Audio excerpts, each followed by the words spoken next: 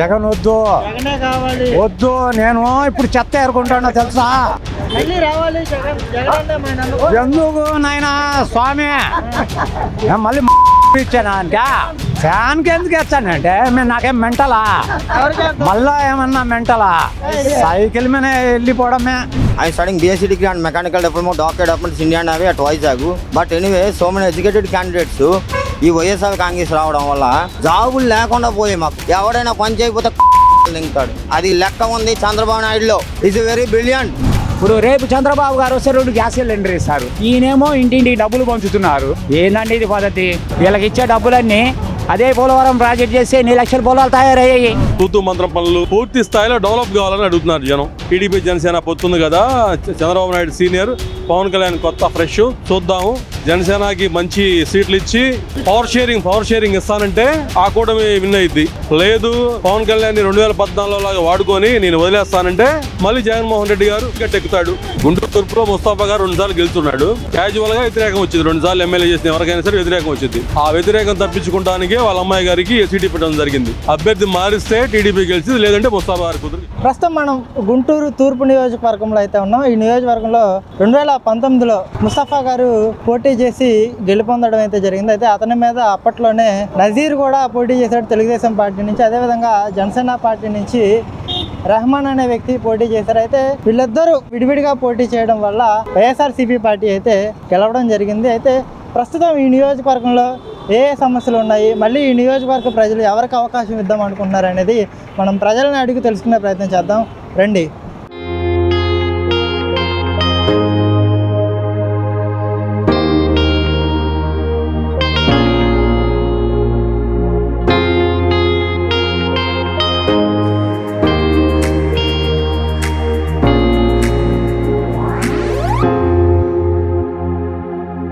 జగన్ వద్దు వద్దు నేను ఇప్పుడు చెత్త ఏరుకుంటానో తెలుసా?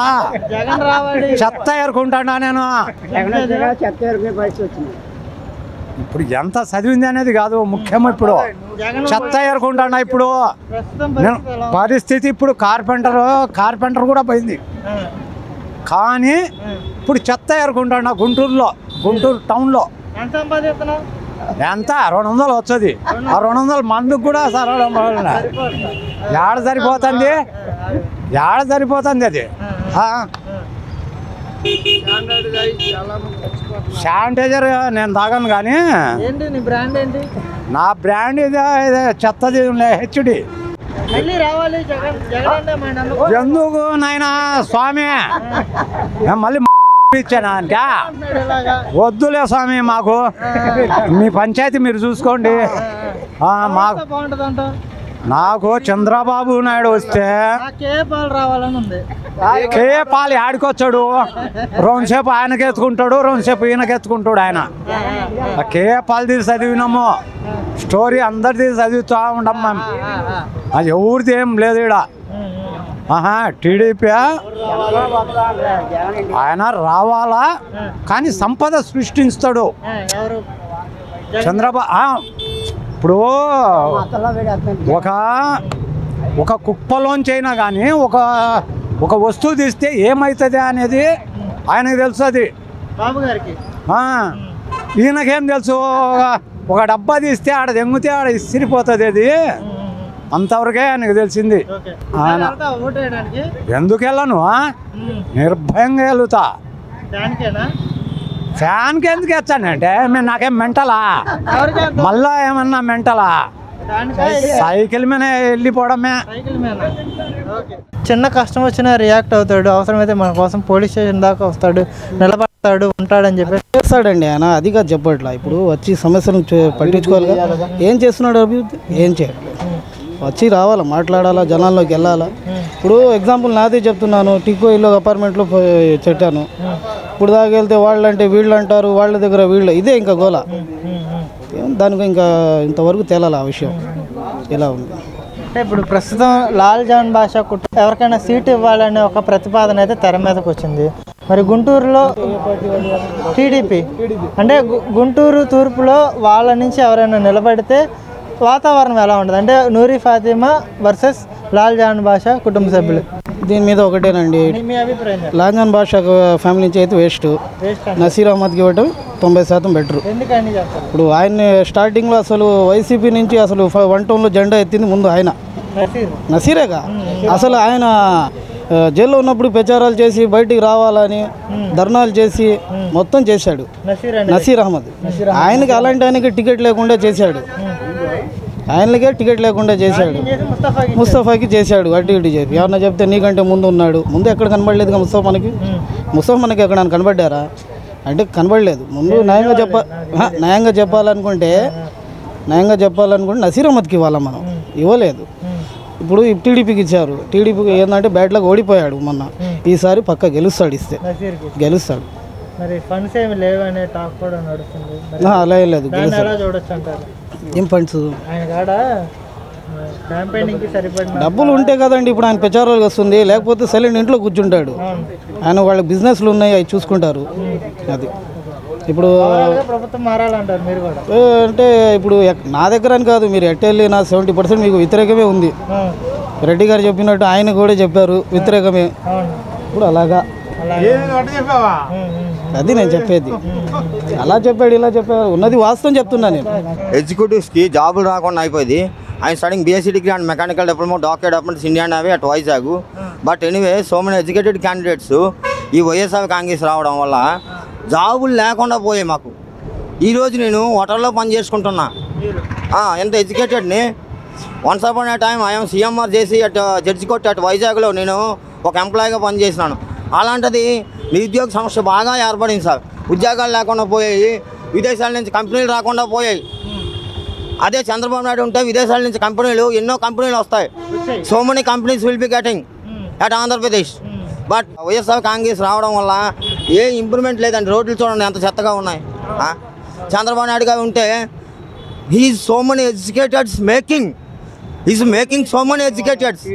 చాలామందిని ఆయన ఎగ్జిక్యూటివ్స్గా తయారు చేస్తాడు, కంపెనీస్ తెస్తాడు విదేశాల నుంచి. మరి ఇదంతా ఆగిపోయింది, స్టక్ అయిపోయింది. ఏ విదేశాలు కూడా, ఏ కంపెనీలు కూడా పెట్టుబడి పెట్టడానికి వెనకంజ వేస్తున్నాయి. అంటే చంద్రబాబు అనే వ్యక్తి ఒక బిజినెస్ మ్యాన్, అతను ఒక పెత్తందారీ వ్యవస్థని పెంచి పోషిస్తాడు. ఆయన వస్తే మొత్తం కూడా సంపద అంతా ఆయన కొల్లగొట్టుకుంటాడు అని చెప్పేసి అయితే అధికార పార్టీ ప్రధానంగా ఆయన మీద విమర్శలు. అదేమి లేదండి, ఈజ్ గుడ్ క్యాండిడేట్, అన్ని ఇంప్రూవ్మెంట్ చేస్తాడు సార్. ప్రతి ఒక్క వ్యవస్థని కూడా ముందుకు సాగిస్తాడు. ఎవడైనా పని చేయకపోతే దింగుతాడు. అది లెక్క ఉంది చంద్రబాబు నాయుడులో. Is very executive, is very brilliant. Chandrababu Naidu రావాలని కోరుకుంటున్నాం సార్. జగన్ వల్ల SC ST BC మైనారిటీలు అందరికి కూడా మేలు జరిగింది, డబ్బులు పడ్డాయి. క్యాండిడేట్ వాట్ ఐఎమ్ సే యార్, ఎంత చదువుకొని కూడా ఇలా తయారైనా SC క్యాండిడేట్ని, ఎంత చదువుకొని BS చదువుకొని ITI చేసి డిప్లొమా చేసి అన్నీ చేసి ఈరోజు జాబ్ లేకుండా పోయింది. ఎక్కడ చూసినా లంచగొండితనం వ్యవస్థ మరీ దారుణంగా తయారైంది. 5 lakhs dockyard, one of the broker. కట్నాలకి జాబులు వచ్చాయి, మాకు రాలేదు సార్ పరిస్థితి. కంపల్సరీ. Thank you father. పరిచయం లేకపోవడంతో కూడా అభివృద్ధి అనేది కూడా మాకు పరిచయం లేదనే చెప్పుకోవాలి. ఎంతవరకు ఉందంటే కేవలం వాళ్ళ సామాజిక వర్గమా లేదంటే వాళ్ళకి కావాల్సిన వాళ్ళకి కొన్ని పథకాలు ఇచ్చుకోవటం అనేది, అంటే రాష్ట్ర ప్రభుత్వం సంక్షేమం పేరుతో పెరిగిన ధరలని ఎలాగా పట్టించుకోవట్లేదు. అట్లాగే మా నియోజకవర్గంలో కూడా అనేక మంది ప్రజలు అనేక రకాల ఇబ్బందులు ఉన్నప్పటికి కూడా ఎక్కడ కూడా నిరుద్యోగం గురించి కానీ లేదంటే అభివృద్ధి గురించి కానీ మరొక సమస్యల మీద అధికార పార్టీలు ఉన్నప్పటికీ కూడా వారు కేవలం ఎన్నికల సమయంలో ఉచిత మంచినీటి పథకాలు అని చెప్పేసి అనేక రకాల పథకాలు తీసుకొస్తారు. ఎలక్షన్స్ అయిపోయిన తర్వాత కేవలం ఒకరి వ్యాపారాలు అటువైపు దృష్టి సారిస్తారు తప్ప ప్రజల యొక్క క్షేమాలు పూర్తిగా చూస్తున్నట్టుగా మాకైతే అనిపించట్లేదండి.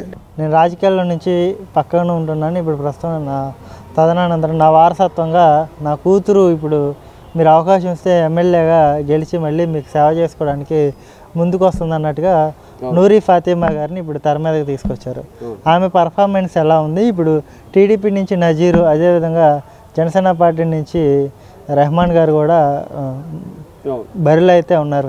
పరిస్థితి అయితే ఇప్పుడు నియోజకవర్గంలో ఎవరికి పట్టం కడదాం అనుకున్నారు. మళ్ళీ టీడీపీ నుంచి ఎవరైనా పాత అభ్యర్థిని కాకుండా కొత్త అభ్యర్థిని తీసుకొస్తే ప్రజలు స్వాగతించే పరిస్థితి ఉంటుందంటే మీరేం చెప్తారు? అంటే పాత అభ్యర్థులు కొత్త అభ్యర్థులు అనేది కాదండి, వారసత్వపు రాజకీయాలు అనేది మన రాష్ట్రానికి ఉన్నటువంటి ప్రథమ మైనస్ అండి. మొదట మన రాష్ట్రంలో కానీ దేశంలో కానీ వారసత్వపు రాజకీయాలు ఉండకూడదు. అదే మేము మా తూర్పు నియోజకవర్గంలో కూడా కోరుకుంటున్నాం. ఎంతసేపు ఒక కుటుంబమే పరిపాలించాలి. ఆ కుటుంబమే అంటే సగటు ప్రతి మనిషికి అభివృద్ధి మీద అవగాహన లేదంటే ఆలోచన మీద నియోజకవర్గం మీద ఇలా చేస్తే బాగుంటుంది, ప్రజలకు ఈ పథకం ఉంటే బాగుంటుంది అని ఆలోచించే వాళ్ళు నియోజకవర్గంలో ఓటర్ల రూపంలో చాలామంది ఉంటారు. అంబేద్కర్ గారు ఒకటే చెప్పారు, ప్రజల కోసం ప్రభుత్వాలు ఏర్పడాలని చెప్పేసి అన్నారు. మహానాయకులందరూ కూడా ఏం చెప్పారంటే ప్రజల కోసం మాత్రం ప్రభుత్వాలు ఏర్పడాలి, ప్రజల్లోంచి నాయకులు రావాలంటారు.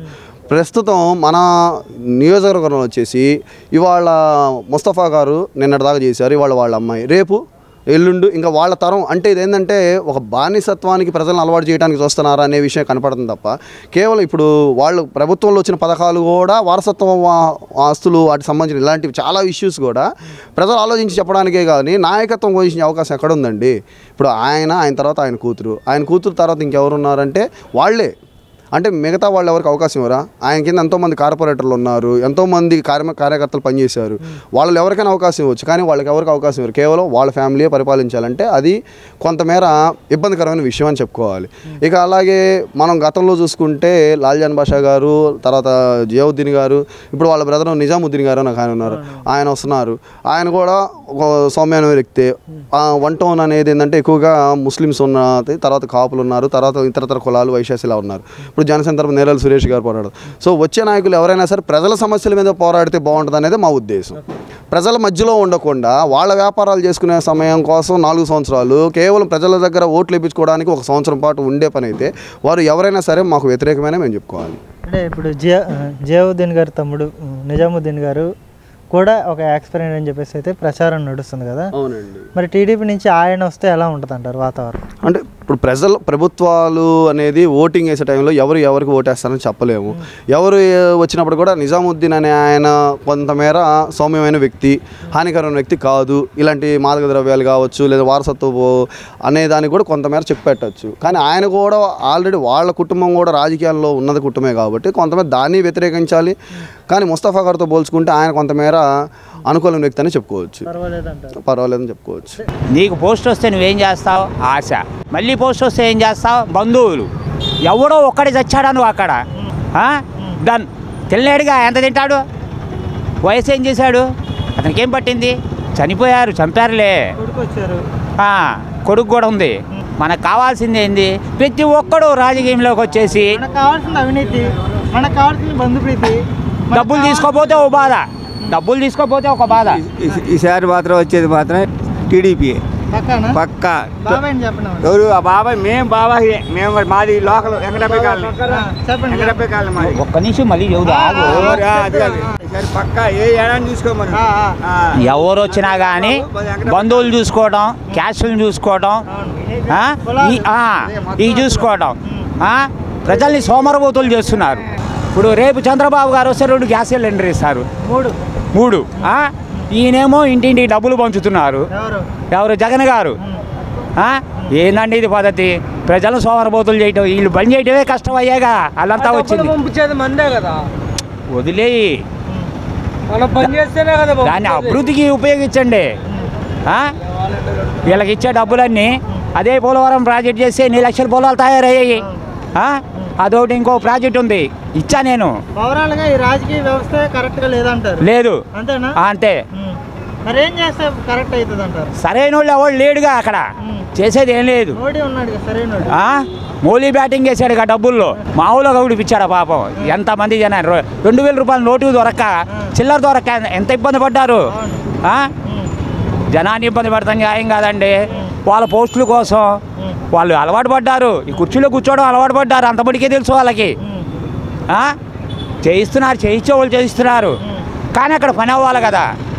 పథకాలు అయితే అందరికి అందని, ఎస్సీ బీసీ మైనారిటీ కాపు ఓసీలకు అందని పథకాలు పూర్తి స్థాయిలో డెవలప్ కావాలని అడుగుతున్నారు జనం.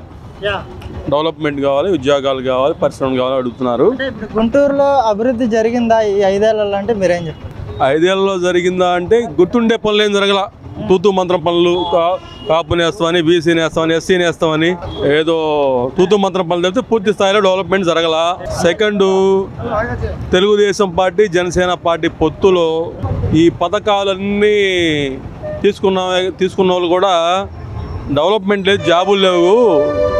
ఈ చిన్న చిన్న పథకాలు, చిన్న చిన్న తాయిలాలకి మనం ఏం చేస్తాము, టీడీపీ జనసేన పొత్తుంది కదా, చంద్రబాబు నాయుడు సీనియర్, పవన్ కళ్యాణ్ కొత్త ఫ్రెష్, చూద్దాము అవినీతి లేని పవన్ కళ్యాణ్ జనసేన అని అనుకుంటున్నారు.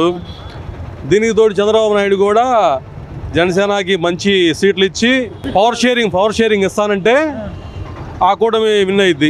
లేదు పవన్ కళ్యాణ్ని 2014 లాగా వాడుకొని నేను వదిలేస్తానంటే మళ్ళీ జగన్మోహన్ రెడ్డి గారు ఎస్సీ బీసీ మైనార్టీల ఓట్లతో కానీ అదర్ క్యాస్ట్లో ఉన్న కొన్ని ఓట్లతో కానీ గట్టెక్కుతాడు. 151 సీట్లు కాకపోయినా 100 నుంచి 110 సీట్లు వచ్చి గట్టెక్కుతాడు పక్కాగా. అంటే కూటమి కనుక సక్సెస్ అయితే జగన్ కనపడ్డు, కూటమి న్యాయంగా జరిగితే చంద్రబాబు నాయుడు పవన్ కళ్యాణ్కి వాల్యూ ఇచ్చి అయ్యా నీకు పొత్తుదరం పాటిస్తే వాళ్ళు ఇదవుతారు. లేదు అంటారా 110, 120 సీట్లతో మళ్ళీ జగన్మోహన్ రెడ్డి గారు అధికారం చెప్పండి. మద్యపాన నిషేధం అన్న జగన్మోహన్ రెడ్డి గారు ఈ రోజున మద్యం విషయంలో ఎవరైతే మందు తాగే అలవాటు ఉందో వాళ్ళందరికీ కూడా తీవ్ర అన్యాయం చేశారని చెప్పేసి ఒక రకమైన వార్త అయితే వస్తుంది. ఇది నిజమా అబద్ధమా? మద్యపాన నిషేధం ఎవరైనా చెబుతూ ఉంటారు, కానీ అదే ఆదాయం ఏ రాష్ట్రంలో అయినా సరే. సెకండు, ఆల్కహాల్ ఎక్కడ చూసినా సరే అనారోగ్యమే. తెలంగాణలో తీసుకున్నా, ఆంధ్రాలో తీసుకున్నా, ఢిల్లీలో తీసుకున్నా ఏంది అది మనకు ఆదాయం, అది తప్పనిసరి. ఇప్పుడు ఆంధ్ర ముందు బాగలేదని, తెలంగాణ ముందు బాగుందని ఇవన్నీ పుకార్లు. మద్యం అనేది హానికరం. క్వాలిటీ ఉండి నీ ఇష్టమైతే తాగలేతే లేదు, నీకు ఇష్టమైతే తాగలేతే లేదు. ఇప్పుడు రకరకాలు, ఇప్పుడు ఆయన బ్యాగులు వ్యాపారం చేస్తాడు ఎదురు షాపులో, వాడు రకరకాల బ్యాగులు అమ్ముతాడు. నీకు ఇష్టమైతే 1000 రూపాయలు ఉండేది, క్వాలిటీ వీఐపీది ఉండేది, నీకు ఇష్టమైతే కొనుక్కో లేతే లేదు, మానేసాయి. గుంటూరు తూర్పులో ప్రస్తుతం ముస్తఫా గారు 10 ఏళ్ళు ఎమ్మెల్యేగా ఉన్నారు. ఇప్పుడు బరిలో వాళ్ళ కూతురు ఉంది, అయితే నూరి ఫాతిమా గారు బరిలో ఉన్నారు. అదేవిధంగా టీడీపీ నుంచి నజీర్ ఉన్నారు. కొత్త అభ్యర్థి టీడీపీ నజీర్ని పక్కన పెట్టి టీడీపీ నుంచి కొత్త అభ్యర్థిని తీసుకొస్తే రేపొద్దున గుంటూరులో ఏ జెండా ఎగరబోతుందంటే మీరేం చెప్పండి? గుంటూరు తూర్పులో ముస్తఫా గారు 2 సార్లు గెలుచున్నాడు. క్యాజువల్గా వ్యతిరేకం వచ్చింది. 2 సార్లు ఎమ్మెల్యే చేసిన ఎవరికైనా సరే వ్యతిరేకం వచ్చింది. ఆ వ్యతిరేకం తప్పించుకోవడానికే వాళ్ళ అమ్మాయి గారికి సీటు పెట్టడం జరిగింది. నసీర్ అహ్మద్ గారు అనే వ్యక్తి అంత ఇంప్రూవ్ అవ్వాల గుంటూరు తూర్పులో, మెటర్మెంట్ ఏం లేదు. అభ్యర్థి మారిస్తే టీడీపీ గెలిచింది. ముస్తఫా గారి పనితీరు ఎలా ఉంది? ఏం లేదు. వాళ్ళ అమ్మాయి రేదులో ఉంది కదా, ఆమె పరిస్థితి ఏంటి మరి? వచ్చే కానీ తెలియదు. ఉన్నారా లేదా? లేదు. లేదా? ఆమె కూడా ఆశాజనకంగా లేదు. ఓకే. లాల్ జాన్ బాషా గారి ఐడియా ఉంది? ఉంది. ఉందా? ఐడియా ఉందా? టీడీపీ నుంచి లాల్ జాన్ బాషా కుటుంబంలో ఎవరికైనా గుంటూరు తూర్పు నియోజకవర్గంలో ఎవరైనా సీట్ ఇస్తే వాళ్ళకి ఏమన్నా పెచ్చింగ్ ఉంటుందా? ఉంటుంది, తప్పనిసరిగా ఉంటుంది. ఉంటుందా? ఏ రకంగా? ఏ రకంగా అసంతృప్తి ఉంది కదా ఇప్పుడు ప్రభుత్వం మీద. అన్ని అభివృద్ధి ఏమి లేదు, పిల్లలకు ఉద్యోగాలు ఏమి లేవు. లెగితే హైదరాబాద్లో పోవటం, ఆడు చేయటం, ఏడు చేయటం, అంతే తప్ప ఏం లేదు. ఇక్కడేమి లేదు, ప్రస్తుతానికి అభివృద్ధి ఏమి లేదు. ఊరికి డబ్బులు పంచిపెట్టిన ఉపయోగం ఏముంది? ముందు ముందు భవిష్యత్తు ఆలోచించాలిగా.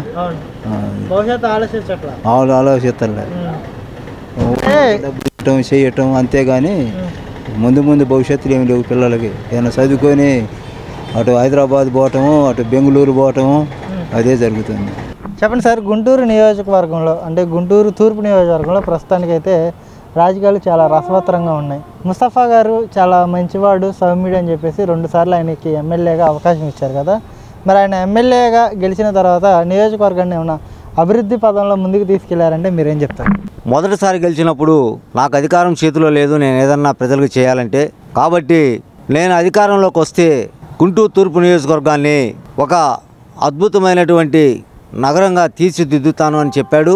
మరి జగన్ ఏ ఉద్దేశంతో అయితే ఒక్కసారి నాకు అవకాశాన్ని ఇవ్వండి, నేను నా ప్రభుత్వం మా నాన్నని మించినటువంటి అభివృద్ధి సంక్షేమ కార్యక్రమాలు తీసుకొస్తానని చెప్పాడు. మరి వీళ్ళంతా కూడా అధికారంలోకి వచ్చినటువంటి 2019 నుంచి ఈ 4 సంవత్సరాల 6 నెలలు కూడా దోచుకోవడం అనే కార్యక్రమానికి శ్రీకారం చుట్టారే తప్ప అభివృద్ధి సంక్షేమ కార్యక్రమాలు ఎక్కడా కూడా కనపడటం లేదు.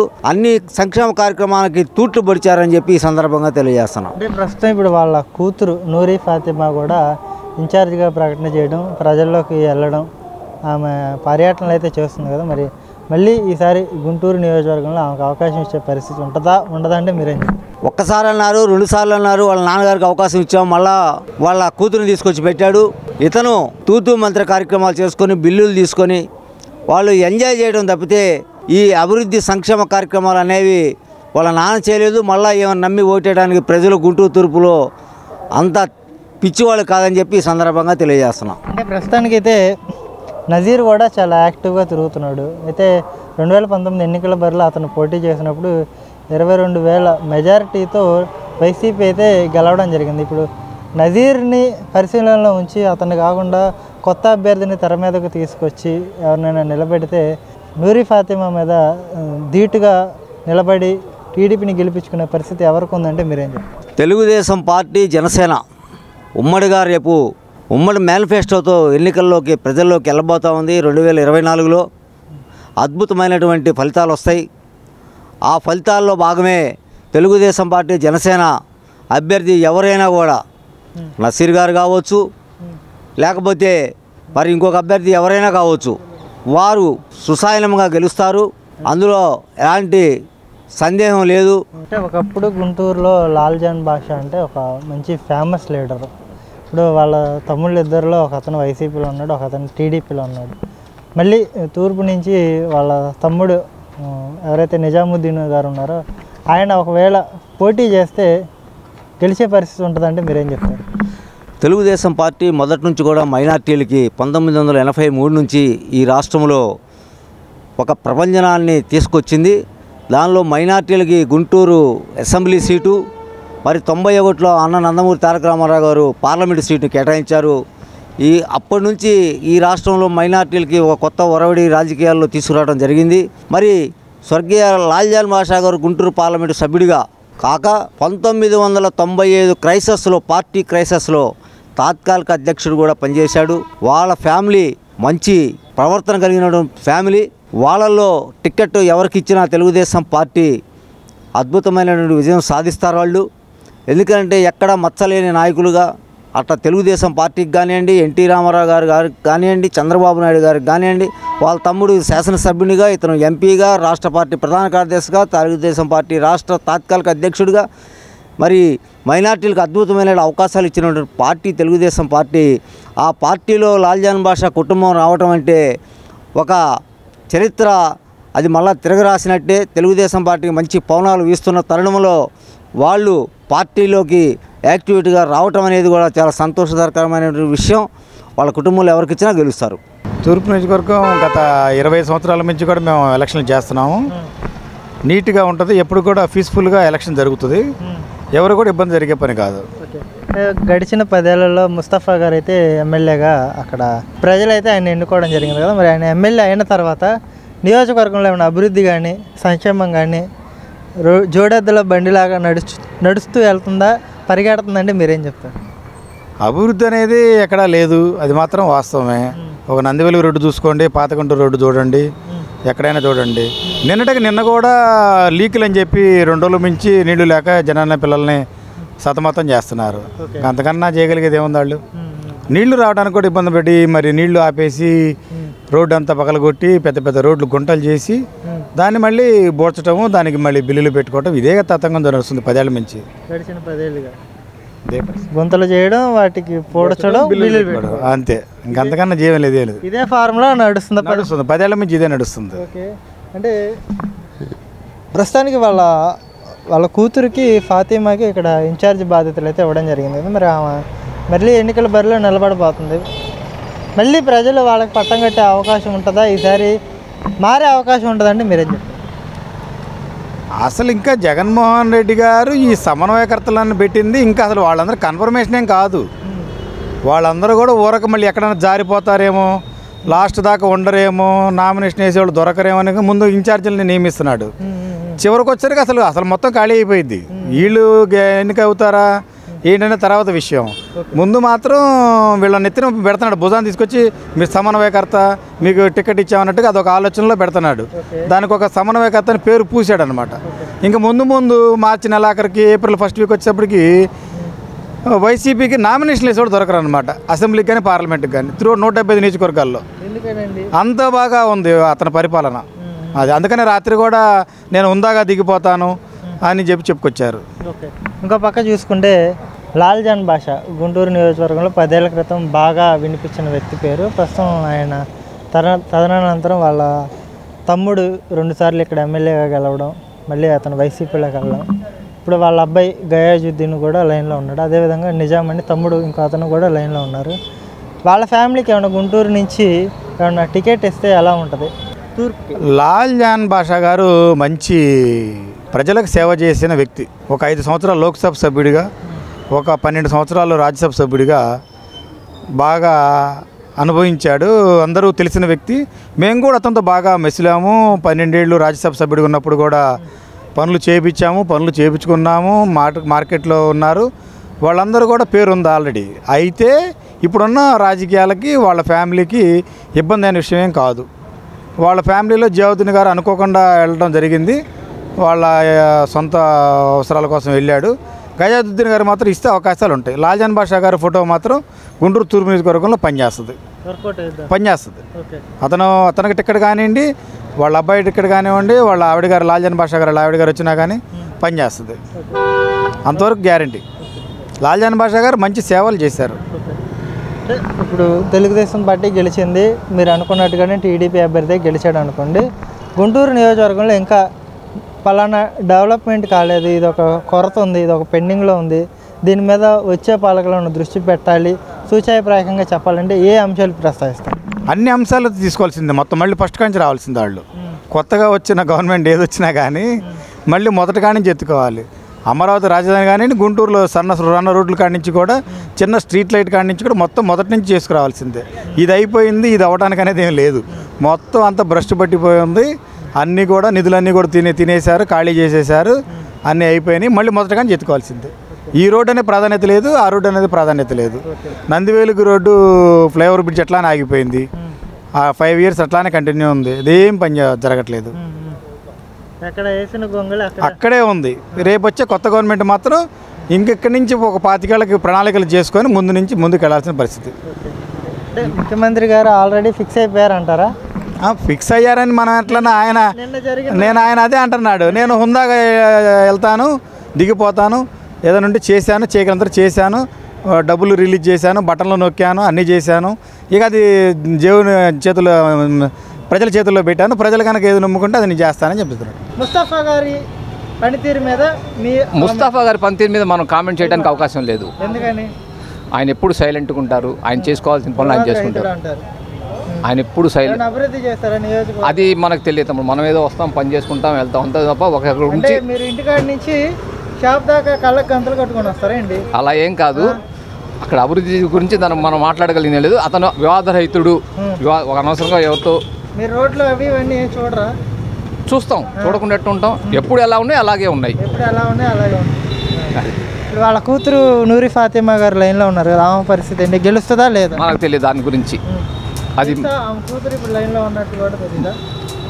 బోర్డులు చూడటమే తప్ప మనకి ఇంకా మీద కనిపించింది అంతే, రియల్గా కనిపించాల. ఓకే, అది టీడీపీ పరిస్థితి ఏంటి మరి ఇక్కడ ఈ నియోజకవర్గంలో? ప్రజలు నిర్ణయిస్తారు తమ్ముడు, ప్రజలు నిర్ణయిస్తారు. ఈ నియోజకవర్గం ప్రజలు ఏమనుకుంటారు? మనం ప్రజలతో మమేకం కాబట్టి మనకు వాళ్ళు అంటే షాపుకి 4 వస్తారు, బాగా చేయించుకుంటారు, అంత మట్టికే ఏదో ఒకటి చెప్తారు కదా. మనం అసలు పట్టించుకోం దాని గురించి. అడగం. అడిగినా కానీ అనవసరమైన విషయాలు నేను పట్టించుకోను.